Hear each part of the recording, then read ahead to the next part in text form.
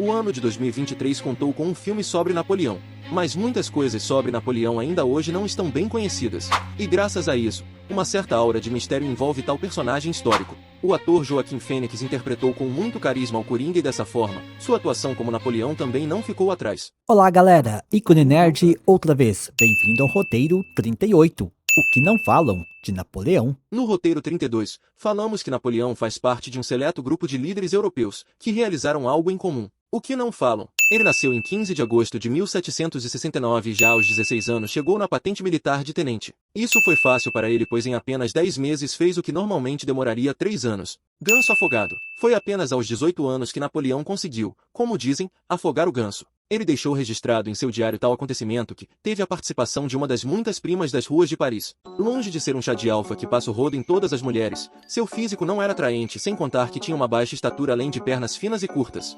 Graças às botas negras e sujas que usava, acabou ganhando o apelido de gato de botas por parte de uma amiga. Habilidade para interrogar.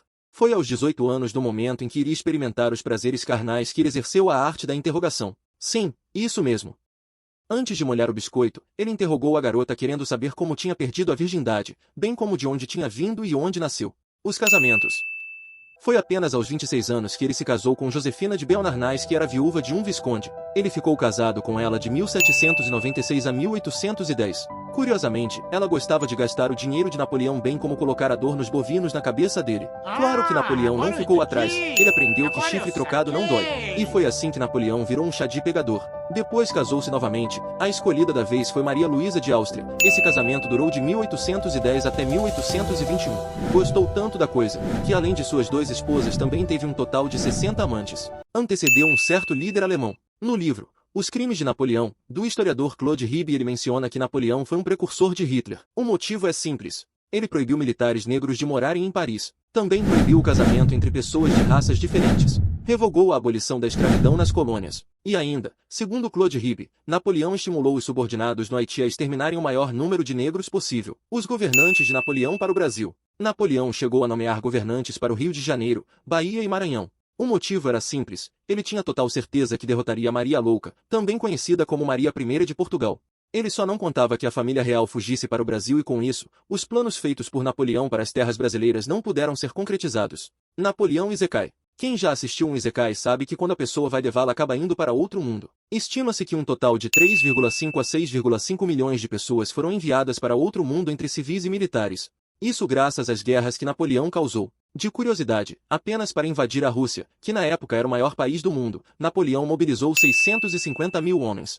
E desses, apenas 25 mil retornaram. E tudo que é bom um dia termina. Napoleão terminou sua vida em 5 de maio de 1821. Tudo que foi dito até agora você pode encontrar facilmente na internet, ou seja, nada de novo. Espere, então agora você deve estar achando que foi um truque apenas para chamar tua atenção? Claro que não. Agora vamos aos detalhes. E como você sabe, o diabo está nos detalhes. Usando a fórmula, contando os dias de vida de Napoleão desde o seu nascimento até sua morte, chegamos a 18.891 dias de vida, ou seja, essa é a quantidade de dias que Napoleão viveu. É justamente aqui que começamos. Algo que os arquitetos da antiga Grécia utilizaram em sua arquitetura é algo que também pode ser utilizado para desvendar um antigo mistério. Estou me referindo ao número áureo. Falamos um pouco disso no roteiro 33 quando abordamos sobre as teorias. Portanto, calculando o número áureo sobre 18.891 dias, isso nos dará 2 resultados. 7.216 dias. E também, 11.675 dias. Considerando tais números, vamos contar os dias desde a data de nascimento de Napoleão e ver em que data chegamos. Portanto, se contarmos 7.216 dias desde 15 de agosto de 1769 chegamos ao dia 14 de maio de 1789. A curiosidade é que a Revolução Francesa começou no dia 14 de julho de 1789. Exatamente 2 meses depois dessa data vinculada a Napoleão.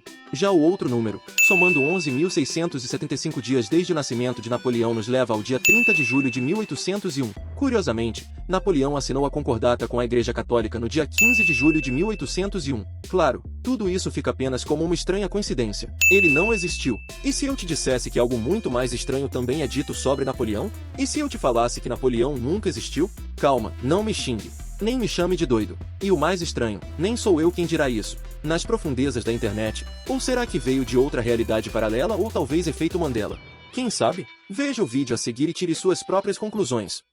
Let's run that down to earth. Just suppose Suppose we use the same argument on Napoleon. If you've ever seen the statue of Napoleon in Place Vendôme, Paris, you will notice that the word there of Napoleon is written the Apollio. Now that would mean, making this Greek, that means that he is Apollo itself. So there never really has been a Napoleon. It's all due to the sun cult of Apollo. You think you studied the history of Napoleon? Ridiculous. Who was his mother? Letizia, wasn't it? Who was the mother of Napoleon? Leto. What does Leto mean? In one language and Letizia in the other. Both joy. That's how we got the idea that Napoleon was born of a woman named Letizia from Apollo. You believe that Napoleon had 3 sisters? He did, according to a myth, but where did the myth start? Apollo had 3 sisters. Didn't Apollo have 2 wives? One was the earth, the other was the moon. Napoleon had 2. Where's the sun the major part of the day? How long is it in the sky? About 12 hours. How long did Napoleon reign supreme? 12 years. See, sun myth. He never existed. Furthermore, where is the sun strongest? In the north or the south? It's the south, isn't it? Gets weaker in the north, doesn't it? Where was Napoleon defeated? In Russia. See? Napoleon never existed. Sun cult. Think. O chip na cabeça de Napoleão. Uma intrigante notícia surgiu em 2012. Um grupo de cientistas franceses estavam examinando os restos mortais de Napoleão para investigar se a altura de Napoleão foi afetada por algum distúrbio em sua glândula pituitária. O Dr. André Dubois descobriu uma estranha protuberância no interior do crânio. O que se descobriu era que em tal protuberância estava um implante. Aquilo era um microchip incomum com cerca de 1/5 de polegada de comprimento embutido no osso. A julgar pelo crescimento ósseo ao redor do chip, os pesquisadores concluíram que ele deve ter sido implantado quando Bonaparte ainda era jovem. Curiosamente, no ano de 1794, quando tinha 25 anos, Napoleão desapareceu por alguns dias. Em seu diário, Napoleão menciona que foi mantido prisioneiro, apenas isso. E se algo é estranho, claro que surgirão as famigeradas ideias deslocadas. Que as habilidades de Napoleão foram aumentadas para que assim pudesse fazer o que fez. Foto do chip? Foto do crânio? Claro que não. Tudo isso fica com aquele clima de mistério e ocultação. E no fim, você decide no que irá acreditar ou não. Fim de transmissão.